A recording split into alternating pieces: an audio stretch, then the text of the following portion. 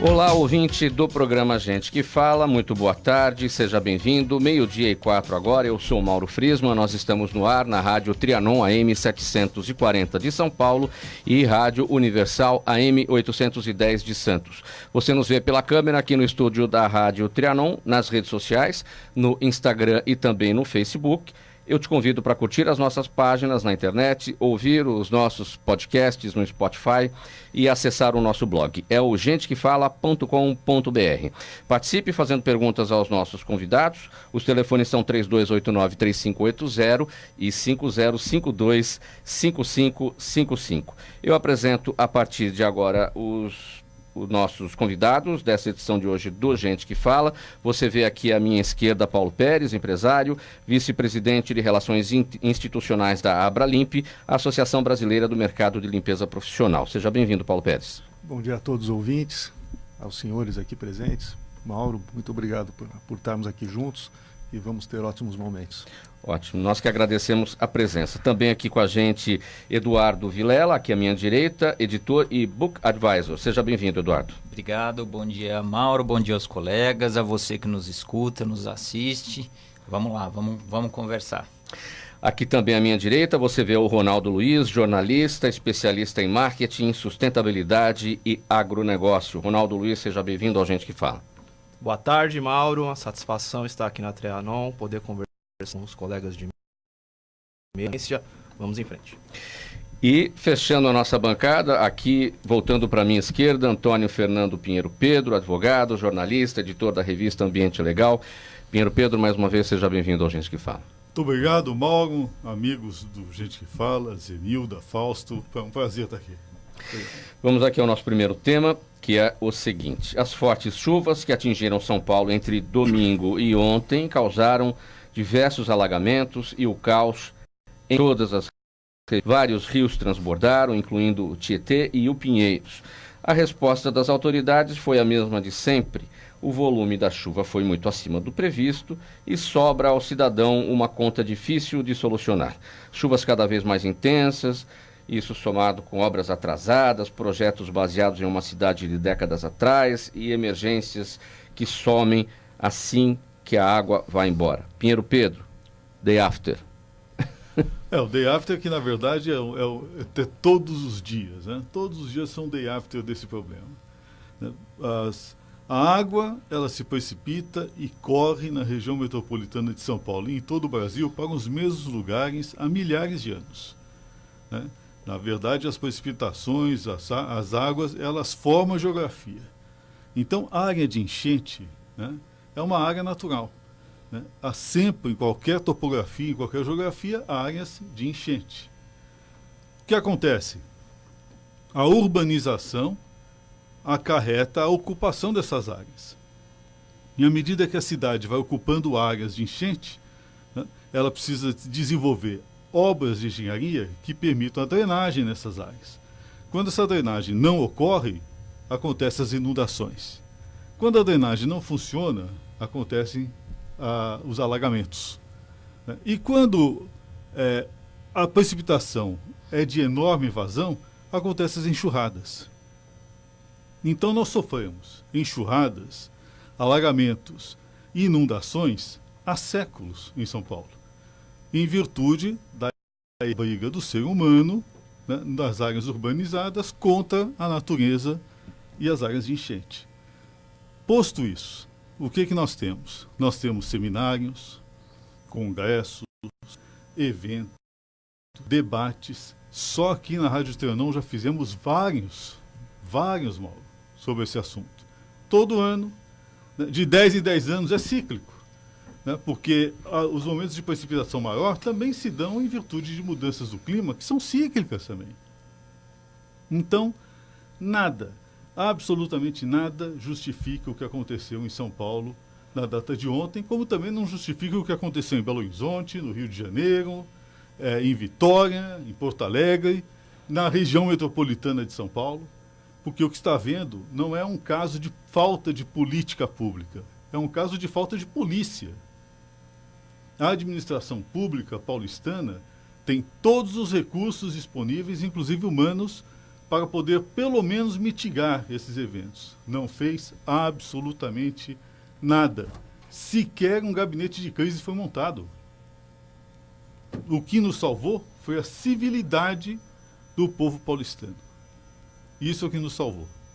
Né? E, obviamente, a enorme melhoria no sistema de comunicação, de intercomunicação da cidadania, inclusive digital, que evitou que as pessoas fossem para locais onde essas concentrações poderiam provocar paralisações intermináveis.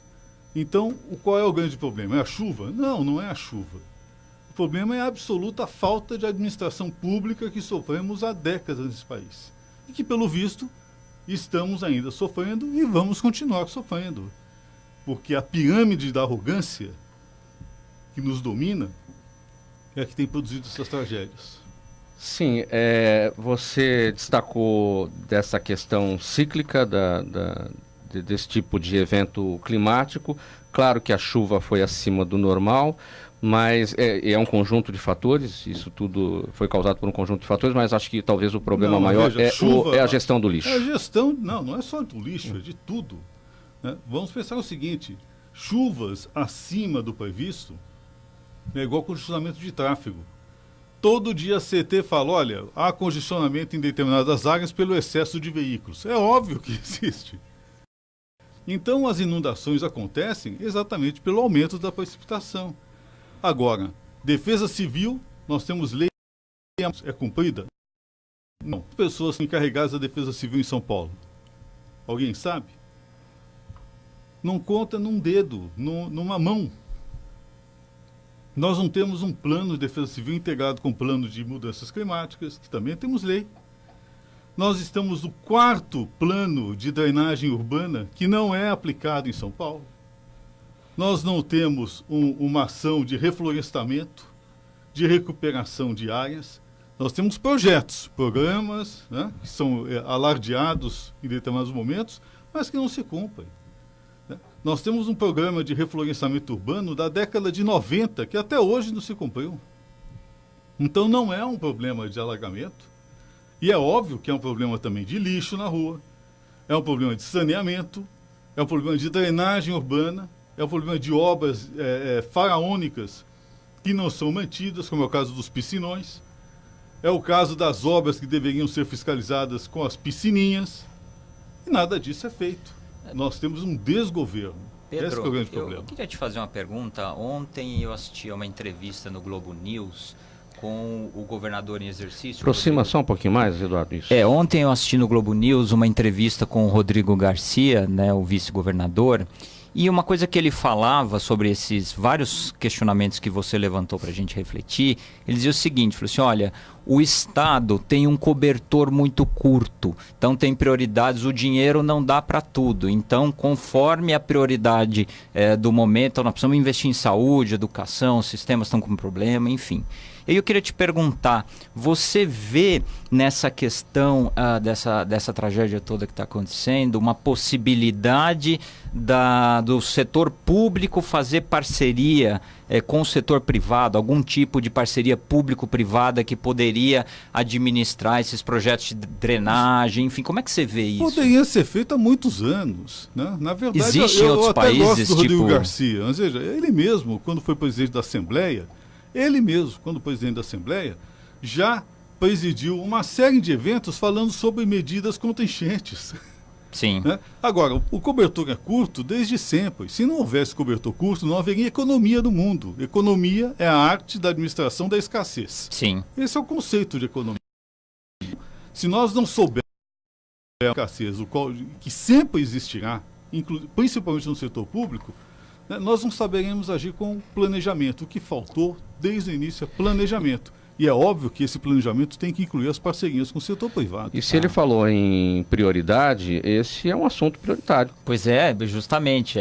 Porque se saúde é prioritário, isso aí está intimamente ligado à saúde. Não, o pior não é isso. E pessoas morrendo, né? Não, o pior é a questão cíclica. Quais são as medidas necessárias para evitar crises como essa que nós sofremos de inundação? Arborização urbana, né? Drenagem urbana, saneamento, né? gestão de resíduos, né, limpeza das áreas públicas, né, manutenção dos equipamentos e engenharia civil. O que é necessário para evitar crises de abastecimento de água, quando os reservatórios diminuem, reduzem? As mesmas coisas. Né? O que nós temos? Inundações, crise. Seca, crise. Os problemas são exatamente os mesmos devido à mesma falta de administração com referência às mesmas obras. Sim. Paulo Pérez, sua avaliação. Eu não sou um especialista. Você que é ligado à limpeza, mas... outro tipo de limpeza, né? Mas, mas estamos falando de lixo. Sem dúvida, a limpeza das ruas e das vias, ela é muito importante para esse caminho. A gente vê que houve uma chuva muito forte ontem. Ela parece que antigamente havia uma por ano, agora são 4 por ano, mas as medidas têm que ser maiores, né? E o mundo está passando por essas mudanças climáticas e a gente tem que se preparar melhor para elas. Então, é um ponto que o governo vai ter que nos ajudar a resolver, né? E agora a entidade privada buscar trazer soluções para isso. Ronaldo Luiz, sua avaliação como cidadão sobre tudo que aconteceu. Sim, eu vejo que, na verdade, o que falta muito é gestão de risco por parte da administração pública. Não se existe um planejamento em N esferas, enfim, da nossa sociedade e tudo, e essa questão aí das enchentes, dos alagamentos aqui na cidade de São Paulo acaba escancarando isso, né? É um ponto realmente crucial que a gente observa que no fundo, seja União, Estado, municípios, em muitos casos eles, obviamente, eles acabam não conversando, ou é um diálogo de surdos. E isso acaba justamente acontecendo, levando a um desfecho justamente de que políticas públicas, como muito bem o Pedro pontuou, acabam não acontecendo, realmente não tendo um avanço, uma continuidade, não sejam perenes, enfim, não tem planejamento, não tem gestão de riscos, e a gente vê acontecendo justamente todas essas questões. Eu vejo, por exemplo, que muito se fala, existe aí, vamos dizer assim, uma reza na sociedade brasileira que se fala que a nossa grande chaga é a corrupção. Eu não sei se é a corrupção, eu acho que também é. Em outros países tem, no Brasil talvez seja um pouco a mais, mas eu acho que o que falta aqui no Brasil justamente é planejamento. Nós temos muitas instâncias em N setores, seja no executivo, legislativo, judiciário, e isso acaba justamente emperrando tudo, a gente cria uma cultura de burocracia que as coisas não andam para frente. Pedro, nessa questão do diálogo que o Ronaldo Luiz se referiu, ou a falta de, quando nós vemos administrações de partidos diferentes, esse diálogo fica ainda mais comprometido, mas não é o caso aqui entre a Prefeitura de São Paulo e o Governo do Estado. No caso da chuva de ontem, o problema maior ocorreu nos rios, e os rios, a gestão disso está mais ligada ao Governo do Estado. Ou a prefeitura também, enfim, o prefeito veio a público com os secretários, botou a culpa na chuva, disse que os piscinões estavam limpos, a parte da prefeitura foi feita em relação aos piscinões, mas enfim, qual é o problema do diálogo entre esses dois entes? Na verdade, é a arte que existe no Brasil de se falar uma verdade para acobertar uma grande mentira. Então é óbvio, fazer trabalho de manutenção de piscinão é o mínimo. Se você não faz uma manutenção de um piscinão, né, você tem rato, você tem todos os vetores, né, possíveis e imagináveis que a vizinhança vai reclamar. Então você vai ter no mínimo que limpar para não aguentar o vizinho na administração regional lá, na subprefeitura, reclamando. Então, ele falou uma obviedade, mas ele não disse o principal. Por exemplo, nós temos o quê? 9 piscinões, devíamos ter muito mais, né? Os piscinões foram construídos por Paulo Maluf, Barros, hoje acusadas de terem sido corruptas, né? Mas até para ser corrupto é preciso ter inteligência. Né? Eram indivíduos que roubavam, mas pelo visto se faziam, né? Esse é o termo exato. Por exemplo, se você não tem inteligência, você cai nessa burrice da mesmice. Desde a época desses piscinões, não foi feito mais nenhum outro. Não se estabeleceu qual é a função desses piscinões. Era um projeto de engenharia. Como você não tem mais a capacidade de reter o curso das águas, né, por conta da falta de cobertura vegetal, né, e o que existe é um cimento, o efeito que a gente chama de efeito runoff, né? Ou seja, a água se precipita e corre, né? Ele amplia, né? E quanto mais rápido é esse efeito de vazão, maiores são as inundações. Como você retém? Você cria os famosos piscinões, que são caixas de retenção, onde a água se precipita, cai, ela segura e vai liberando aos poucos. Isso deveria existir porque tem lei. Eu mesmo contribuí com a legislação municipal quando eu era presidente da Comissão de Meio Ambiente da OAB, né? E o vereador que foi o relator do processo era o Adriano Diogo, do PT, né? No mesmo período em que o Maluf era prefeito, portanto você vê que é possível partidos diferentes contribuírem, mesmo com oposição acerba, né? Também criamos os piscininhas, ou seja, toda casa, quando você vai fazer reforma, vai construir, você tem que fazer a caixa de retenção também na sua casa, nos prédios. Então esse sistema era um sistema de retenção de águas que deveria estar funcionando. Não está por quê? Porque a prefeitura não fiscaliza as construções. A prefeitura permite as ocupações irregulares, né? Faz a manutenção do que existe, mas não cria nada. Não temos uma obra efetiva, com exceção do rebaixamento da calha do Tietê em 2004, que esteja relacionada à drenagem urbana no estado e no município de São Paulo. Poxa, já fazem quantos anos? 16 anos? Pessoal, vamos para o próximo tema. O acordo comercial preliminar entre Estados Unidos e China foi comemorado em todo o mundo por acalmar os mercados, mas pode sair caro para o agronegócio brasileiro, um dos beneficiados pela guerra tarifária por ser grande concorrente dos americanos, especialmente na exportação de soja e carne. Outro fator que preocupa deve afetar a exportação do negócio em 2020, segundo os economistas, é a epidemia do coronavírus.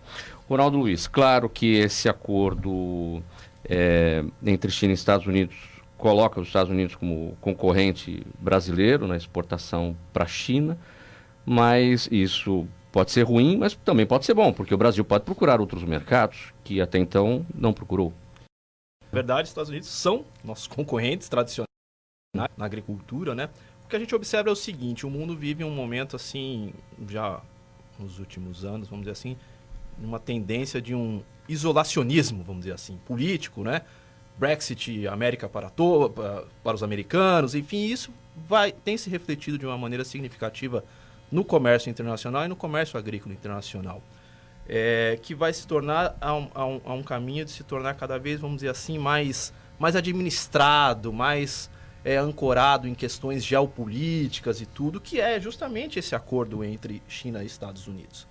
Nesse sentido, o que é preciso observar, e que não está claro ainda, é o seguinte: até que ponto esse acordo entrega mecanismos entre os dois países de privilégios de escolha de transações que não sejam baseados em regras de mercado. É isso que precisa ser entendido e precisa ser compreendido.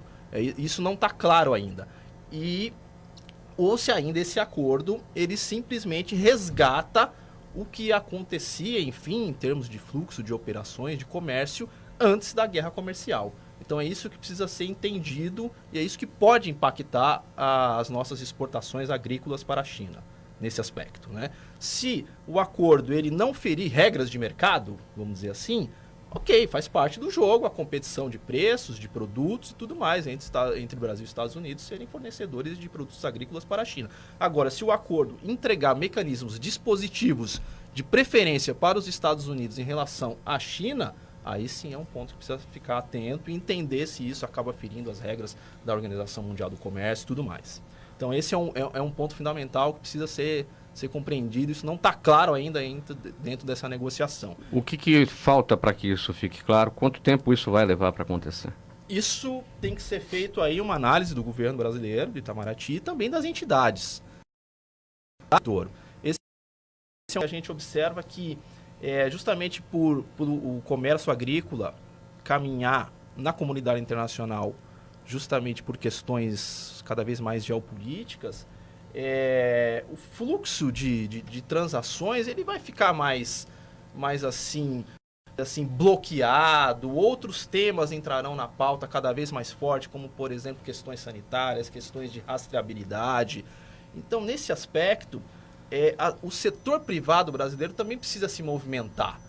muito se fala também, e isso acontece que o Brasil, ele é, na verdade, ele é procurado, mas ele precisa ter uma ação mais prepositiva dentro dos mercados internacionais, até para poder vender produtos de maior valor agregado e tudo. E isso não é só papel do governo. O setor privado também tem que se movimentar, tem que estar ali no dia a dia dos possíveis clientes. Hoje a gente observa que o grande fluxo de comércio migrou ali da Europa e dos Estados Unidos justamente para a Ásia, Oriente Médio, Norte da África. E o setor privado brasileiro tem que estar ali no dia a dia com escritórios comerciais e tudo, justamente para poder entender como é que funcionam esses mercados de consumo e aí tá, enfim, emplacando os nossos produtos por lá. Você falou produtos de maior valor agregado, os manufaturados. Hoje nós temos a Embraer comprada pela Boeing, e temos esse acordo entre Estados Unidos e China. De que maneira este acordo, na questão dos aviões da Embraer, isso pode ser benéfico para o Brasil? Bom, nessa questão da Embraer... Uma vez que tem a Boeing americana aí. Né? Uhum. Bom, esse é o ponto que eu ressalto uma vez mais. Essa questão de que o Brasil ele precisa adentrar, vamos dizer assim, nas cadeias globais de valor de uma maneira... mais prepositiva mesmo. Nossas exportações, elas, especialmente agrícolas, elas, vamos dizer assim, chegam ao limite dos portos hoje. Elas não avançam dentro dos mercados, do varejo, de outras regiões. Então, isso é preciso ser trabalhado. É trabalhar marca, é trabalhar justamente ações de marketing nesse sentido para que a gente possa romper essas barreiras. Obviamente, isso também tem uma correlação aí de que outros concorrentes também não querem que nós exportemos produtos de maior valor agregado. Fique esse agrícola, o que não é ruim, mas a gente, pelo nosso potencial, a gente pode expandir nisso. Então tem que ser feito aí um trabalho que eu, uma vez mais, insisto que o setor privado tem que se movimentar nesse sentido. Não é só depender de Brasília, não. E a expectativa em relação ao que o coronavírus pode causar na nossa exportação para a China? Sim, esse é um ponto importante, pode ter aí um impacto aí nos embarques, justamente porque a China nos últimos anos, vamos dizer assim, nos últimos 10 anos, ela obviamente ascendeu de uma maneira exponencial no mundo. Então, hoje, de certo modo, ao contrário do que foi na época da SARS, não dá para você colocar aí a China em quarentena. Não tem como, né? Justamente pelo peso do país asiático na economia global hoje. E aí os negócios, obviamente, tem aí um momento de parada, de rearranjo, de precisar entender como é que vão ficar esses fluxos comerciais.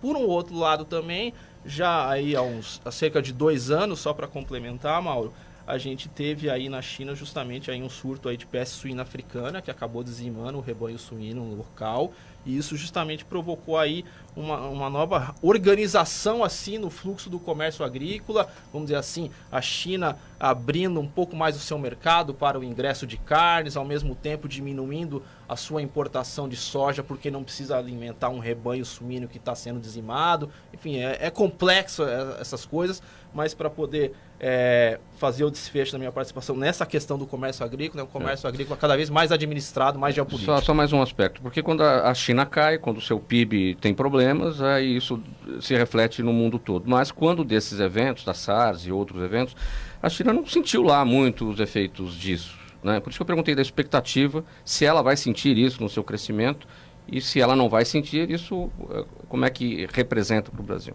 Uhum. Acho que para o Brasil justamente é o momento de entender como é que vai ser isso. Eu acho que os riscos, na verdade, maiores são para nós, não são para eles.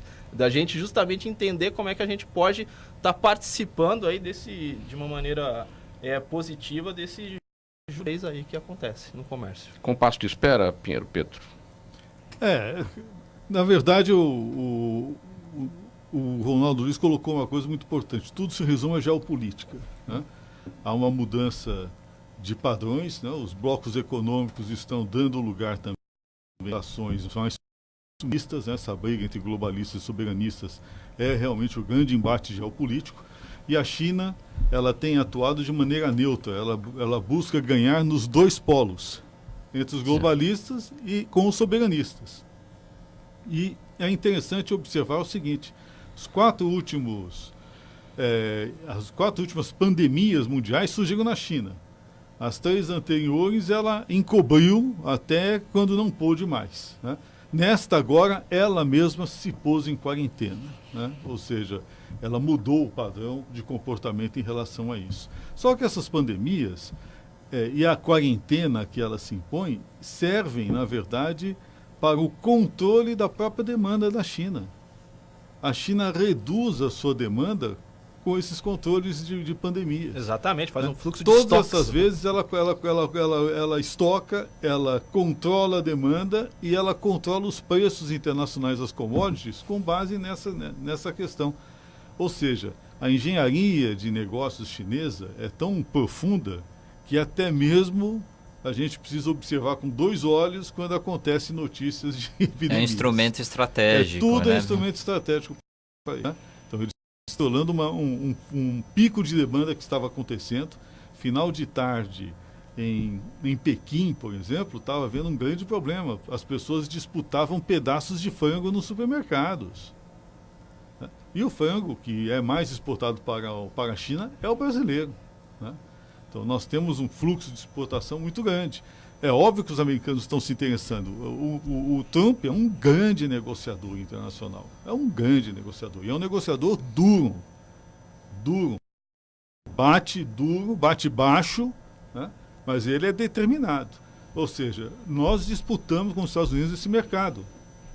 A China controla a demanda com suas pandemias, né? Os preços se estabilizam, né? E é óbvio que o Brasil precisa adotar outras políticas também e buscar novos mercados e outra exportação. Eu acho que é um trabalho que está sendo feito. Nós temos uma grande ministra da Agricultura, que é a Tereza Cristina, né? Tão boa quanto foi Alisson Paulinelli na década de 70, que abriu o mercado internacional para os grãos. O Brasil não fabricava, não produzia soja em larga... Só produzia o grão por conta de um erro norte-americano. O Nixon boicotou o envio de soja para o Japão e o Japão imediatamente se apoiou no Brasil e passou a produzir a soja que ele necessitava em território nacional. Nós nos tornamos competidores dos norte-americanos por um erro geopolítico deles. Nós não podemos agora repetir um erro nosso nesse jogo, percebe? E não estamos fazendo isso. Nós estamos trabalhando com nossos commodities a um grande nível agora. Temos que observar que nós não podemos ficar dependendo somente de um grande consumidor, porque ele está efetivamente regulando sua demanda até mesmo com a epidemia. Eduardo Vilela. Eu queria fazer uma pergunta para você, Ronaldo. Você falou quase que de um estado de letargia do setor dos empresários do agronegócio brasileiro. Você vê, é um dos setores mais dinâmicos da nossa sociedade quando a gente pensa em economia. Por quê? Por que o agronegócio, os empresários não estão pensando em agregar valor para os produtos? Por que não estão construindo marcas lá no exterior? Da onde vem? O que é essa letargia? Qual é a razão dela? Não diria que seja uma letargia, mas talvez uma falta, vamos dizer assim... De atitude, de traquejo. Nesse sentido, exatamente. Acho que falta isso. Acho que o Brasil, na parte agrícola, observou um significativo boom nos últimos anos. Enfim, a gente passou os últimos 40 anos aí de um país importador para um país exportador, sim, né? Mas isso foi muito em fluxo também da demanda pelos nossos produtos. Numa demanda... Fomos procurados, exatamente, né? Comprados. Exatamente. Uma demanda por produtos que aqui são desenvolvidos. Enfim, nós temos aí uma situação climática muito favorável para isso. Também temos uma tecnologia, obviamente, que foi incorporada à nossa agricultura e à nossa pecuária, mas nós não nos precisamos movimentar, vamos dizer assim, em termos mercadológicos. Acho que falta essa perna nesse sentido. Acho que, por exemplo, a questão... Não, falta também um pouco o controle dos cartéis. O problema é o seguinte, nós temos cartéis. Né? Os cartéis dos irmãos Batista, por exemplo, né? Eles estavam programando, né, já no período da Dilma lá na presidência, né, e isso estava tendo uma contribuição nefasta do próprio sistema financeiro nosso. É o BNDES, né? Patrocinando a transferência, né, da produção do Brasil para fora do país. Sim. Eles fecharam inúmeros frigoríficos no país, né, e praticamente transferiram todos os seus negócios para os Estados Unidos e a Inglaterra.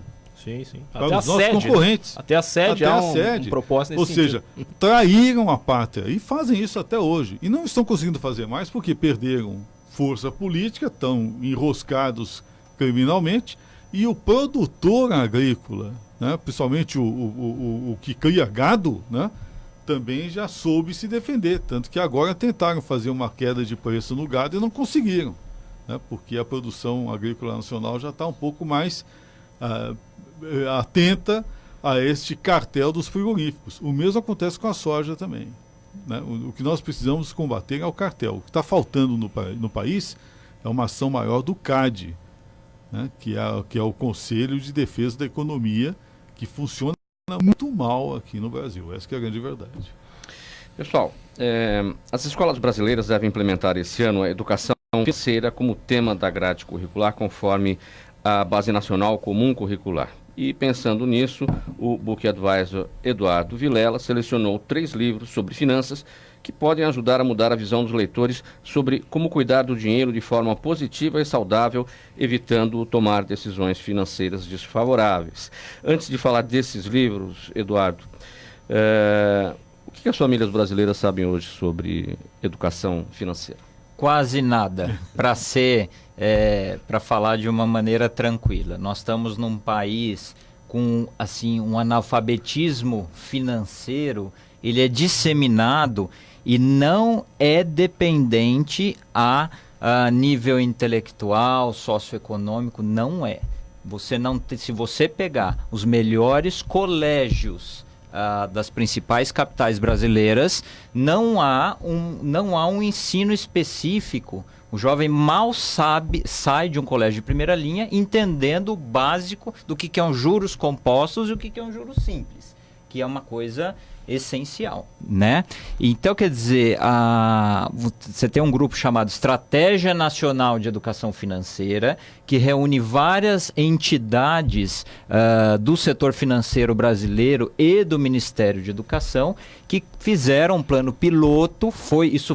As disciplinas foram introduzidas num número restrito de escolas, tanto na área no ensino privado quanto no ensino público.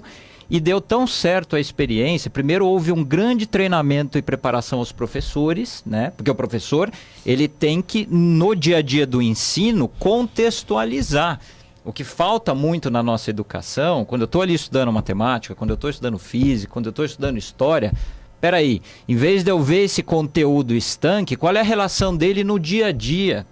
Né? Então vai muito nessa linha, e agora isso está sendo expandido. Ontem mesmo eu li uma notícia num jornal que o colégio, o Porto Seguro, aqui em São Paulo, né, já introduziu a disciplina de educação financeira em vários. Ela é uma disciplina transversal. Ela vai conversar com a história, com a geografia, exatamente, com a matemática. E ela vai ser ensinada em todos os anos. Você vai pegar tanto a criança que está no ensino básico, quanto a criança que está no ensino, o jovem que está no ensino médio. Tá certo? Então esse é um sonho antigo nosso para corrigir esse problema. Não é à toa, se a gente olhar alguns indicadores absolutamente bizarros de endividamento das famílias brasileiras, nós estamos num dos países com uma das maiores propensões a consumo do mundo. Olha que loucura, só que nós estamos num país de juros altos. Né? Então agora, quer dizer, nós vamos ter um processo. Isso não vai acontecer da noite para o dia, essa mudança é um processo. Um terceiro livro que eu queria indicar, que é o livro que está sendo usado para treinar os professores nas escolas para ensinar a educação financeira para as crianças. Esse livro é muito interessante. Chama-se Planejamento Financeiro Pessoal. É um livro feito em coautoria pela CVM, Comissão de Valores Imobiliários, junto com a Planejar, que é a Associação Brasileira dos Planejadores Financeiros, que é uma associação planejador financeiro que está capacitado a trabalhar o aspecto não só técnico, mas comportamental do cliente, né? Então esse livro ele mostra para o professor que o professor ele deve transmitir à criança a educação financeira em alguns pilares. Quais são os pilares?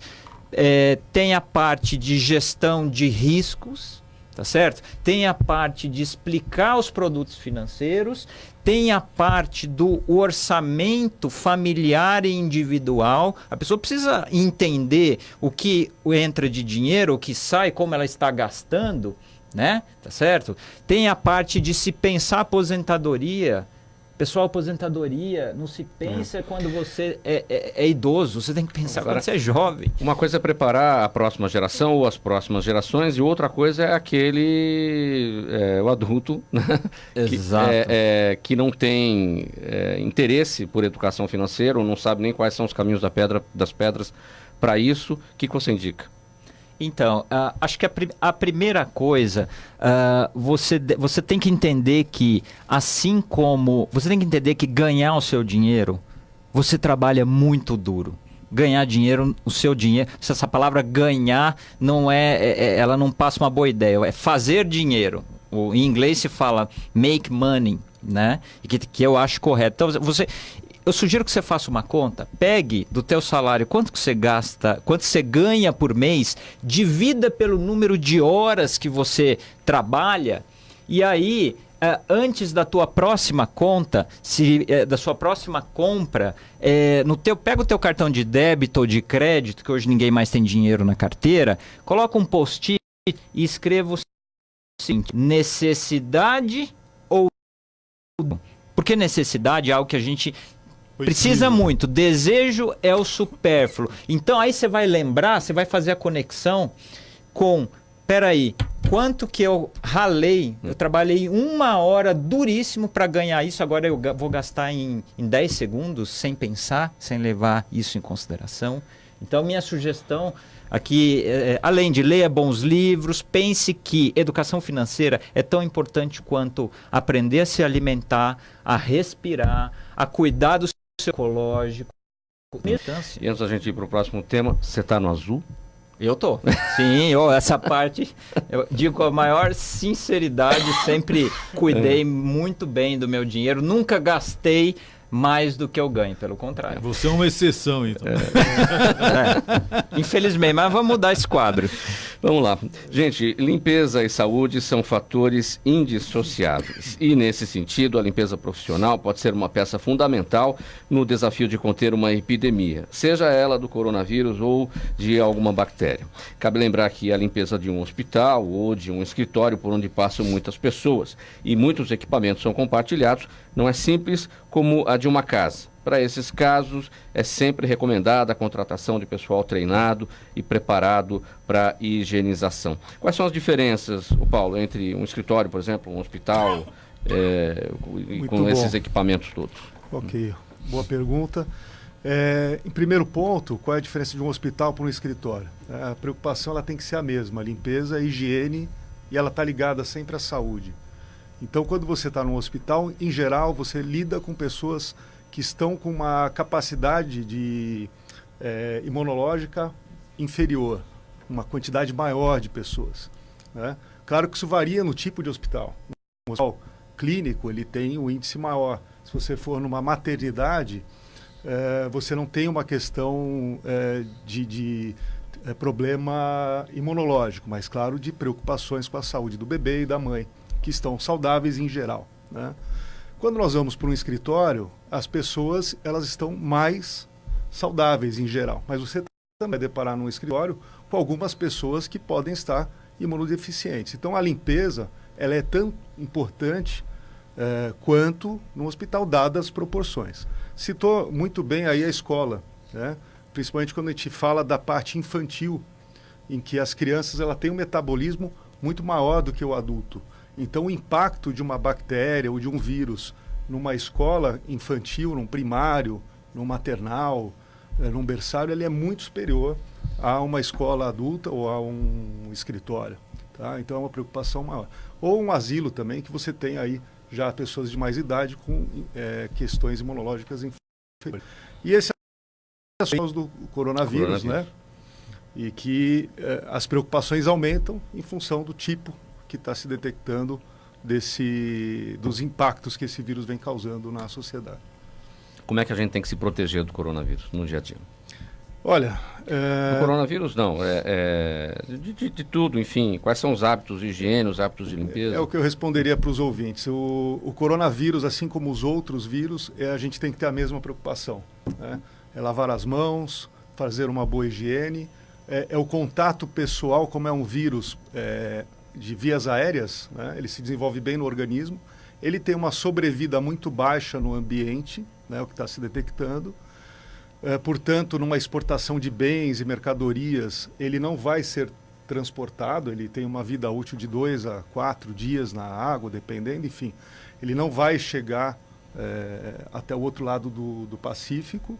É muito mais pessoas, e aí os navios, os aviões, as pessoas que estão dentro deles se contactando com as fronteiras, né? Mas as preocupações têm que ser muito iguais a quando você tem um vírus de alto impacto, como uma tuberculose, como outros vírus que estão presentes por aí também. Agora, esse é um vírus que ainda não se conhece muito, né? Ainda se está estudando os impactos dele, a forma e o momento que ele é transmitido. E também ele tem causado, até o momento, uma mortalidade muito alta. É isso que causa essa preocupação aí na sociedade, e acho que é viável, é factível a preocupação nossa.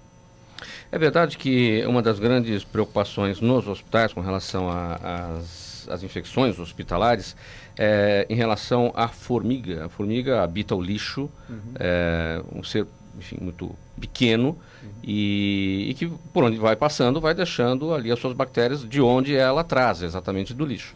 Ok. É uma preocupação, qualquer vetor, né, seja uma formiga, seja um outro animal, o próprio ser humano, o visitante, são vetores. Se você tem um problema de praga dentro de um hospital, claro, ele deve ser combatido, que ele pode se transformar num vetor também, entre um quarto e outro, entre uma área e outra. Mas é algo que dá para ser muito bem combatido com desinfecção, né? Um aspecto que, quando a gente atua com uma área bem higienizada, bem limpa e bem feita, né? É o que a Abralimp, que a nossa associação, ela busca formar e levar essa mensagem para o mercado. Quando você tem essa atuação, esse tipo de problema ele fica bem reduzido. Olha, perguntas do público. E a pergunta da Lorena, do Planalto Paulista, era justamente nesse sentido, Paulo Pérez. Em que medida as infecções hospitalares estão ligadas à limpeza dos locais? As infecções hospitalares, elas estão muito mais ligadas ao contato entre o paciente e as pessoas, então ela ocorre muito mais entre a equipe médica ou de enfermagem com o paciente, ou nas superfícies em que ele tem mais contato, tá? Que devem ter, portanto, uma higienização. Agora, a limpeza ela tem um papel fundamental nisso.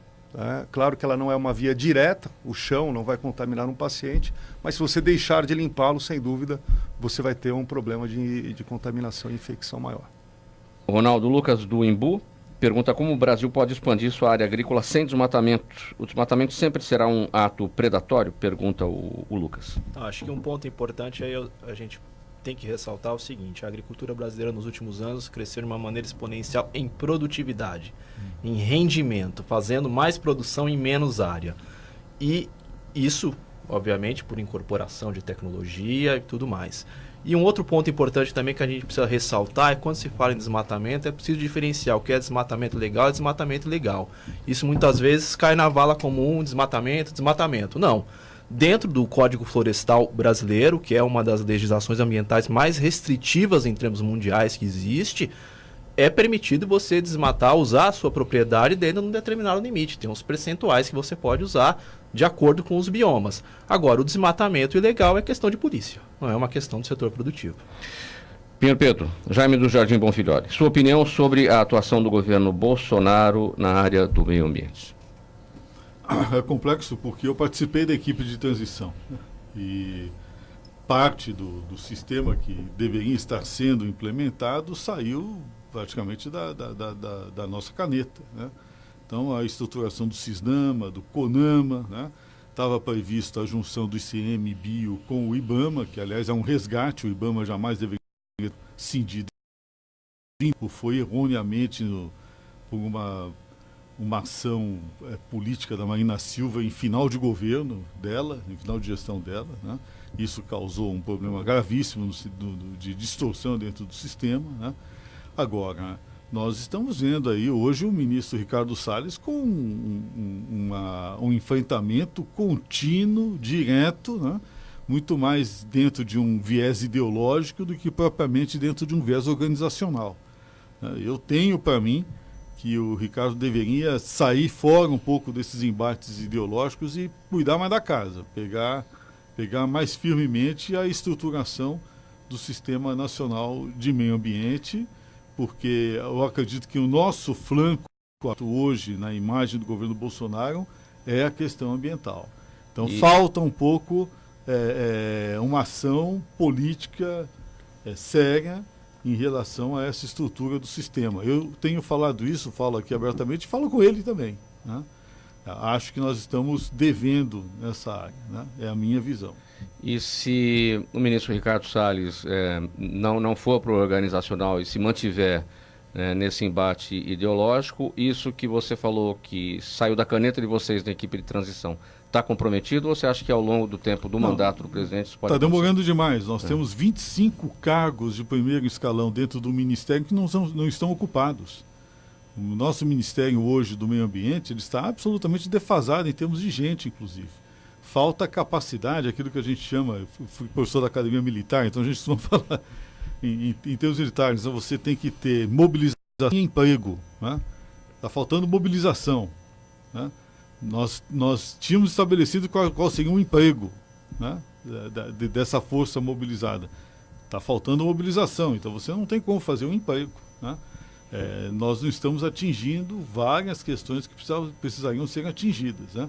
Até mesmo no que tange a questão de limpeza, de saneamento urbano, tudo. Nós estamos num momento muito importante de estruturação. Os ministérios técnicos do governo estão indo muito bem. Infraestrutura, agricultura, energia, são áreas que estão caminhando muito bem. Fazenda, justiça, está caminhando bem, né? É isso aí, a implantação dos sistemas. A área ambiental precisa sair da área política e ir para a área técnica. Nós temos aí fiscalização, monitoramento, planejamento e ordenamento territorial. Isso precisa ser feito. Bem, objetivamente, agora uma pergunta minha. Nós falamos ontem sobre sustentabilidade e falamos de 70 trilhões de dólares que o mercado de capital europeu tem disponível para os países que se interessam pela sustentabilidade. Você é a favor deste dinheiro para o Brasil? É lógico, a gente precisa ir atrás sempre de onde vem o dinheiro. Isso aí, e outra, o Brasil é o grande objetivo técnico desses fluxos financeiros todos, né?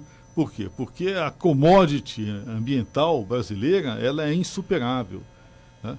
Nós temos 8 grandes biomas preservados no mundo, né? O único bioma que tem gente, tem animais, tem biodiversidade, tem água, tem minério e tem potencial de exploração é o amazônico, né? Cuja maior parte está dentro do Brasil. O resto é deserto, tundra ou gelo. Eduardo Vilela, o Marcos de Pinheiros pergunta: o Brasil é hoje um dos países que mais publica livros na área financeira? Não, nós estamos ainda bastante atrasados. Só para dar uma referência para ele, quer dizer, você pega... a relação é direta, né? Quanto mais um país tem uma educação, sistema educacional desenvolvido, maior é o número de publicações de livros na área educativa. Não só com finanças pessoais e educação financeira, outras áreas também. Então eu digo que nós estamos começando de 10 anos para cá a aumentar o volume do número dessas publicações de educação financeira, mas estamos ainda muito aquém do que precisa. Eduardo Vilela, sua despedida, palavra final, seus canais, bem objetivamente. Foi um prazer estar aqui no programa. Gostaria de incentivar todos aqui a cuidarem melhor do seu dinheiro, tá certo? E, por que não, ler mais, e quem tiver interesse em escrever seu próprio livro, contem comigo. Meu Instagram, @eduvilela. Foi um prazer, obrigado. Ronaldo Luiz. Muito bem, Mauro. Quero uma vez mais agradecer aqui o convite, a participação aqui no Gente que Fala da Rádio Trianon e poder cumprimentar também os colegas aqui pela nossa participação e deixar aqui os meus contatos. Vocês podem me encontrar aqui para poder conversar aí sobre agronegócio, agricultura, marketing e sustentabilidade no www.comresultado.com.br. Paulo Pérez. Prazer estar aqui com os ouvintes presentes. Colocar que a Abralimp ela vem desenvolvendo com a ABNT, com a Anvisa, as ações necessárias para alimentos, exportações, os produtos poderem estar adequados e os processos para essas preocupações que aqui foram abordadas. E o nosso contato é o www.abralimp.org.br. Pinheiro Pedro. Para mim sempre é um prazer estar aqui com você, Mauro. Eu hoje aprendi bastante, viu? Gostei muito, Biralana, da questão da educação financeira, que é muito séria, né? Vamos sair do vermelho também, né? Vamos sair do vermelho. Né? Paulo Pérez, Ronaldo Luiz, foi excelente aqui, aprendi muito hoje nesse debate, né? E, obviamente, estou aqui à disposição até para artigos de vocês no ambientelegal.com.br, né? Que é parceiro histórico do Gente que Fala. Muito obrigado pela presença de todos. Em nome da equipe do programa Gente que Fala, Antônio Fernando Pinheiro Pedro, Paulo Pérez, Eduardo Vilela e Ronaldo Luiz. Na mesa de som hoje com a gente o Fabiano Souza, na gerência técnica da Rádio Trianon, Sérgio Souza, apresentação minha, Mauro Frisman, pauta e redação Pedro Schiavon, diretora de produção Zenilda Salvato, direção-geral do programa do jornalista Fausto Camunha. Do outro lado do Gente que Fala, você, ouvinte, a razão da nossa presença aqui todos os dias. Muito obrigado pela audiência. Fique na sequência agora com a Roseli Camas. Ela apresenta o programa Integrando aqui na Rádio Trianon. Tchau, até amanhã.